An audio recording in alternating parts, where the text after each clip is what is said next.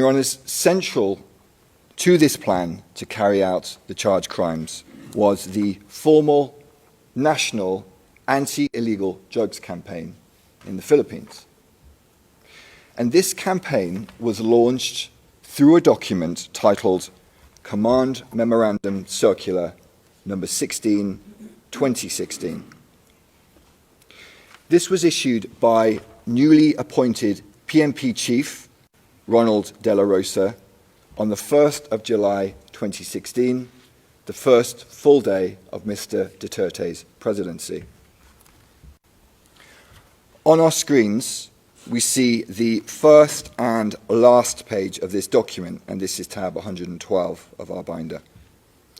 We see that the subject is, quote, PNP Anti-Illegal Drugs Campaign Plan, Project Double Barrel.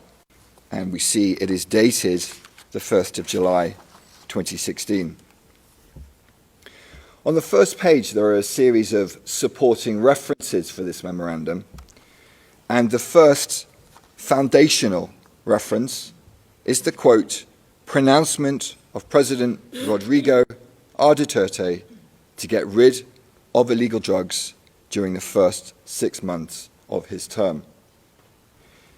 And yesterday we heard multiple examples of the violent nature of those pronouncements and speeches.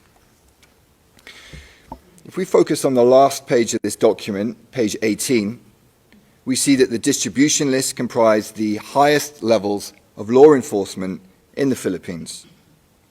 And on the right side, we see it signed by Ronald M. De La Rosa, Philippine National Police, the PNP.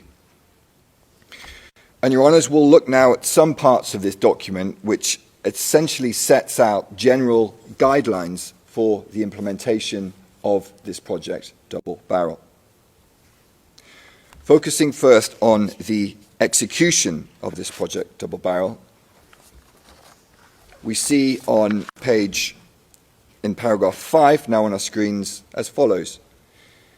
The PNP intends to equally address illegal drug problems in the barangays and at the same time pursue the neutralization of illegal drug personalities, as well as the backbone of illegal drugs network operating in the country. And Your Honours will note the use of this word neutralization. While on its face, this word may be open to interpretation, insider witnesses provide evidence that within law enforcement within the Netherlands, within the Philippines, to neutralize meant to kill. And notably, one insider witness explained the significance of the use of this word neutralize in this command memorandum, and that's tab 54.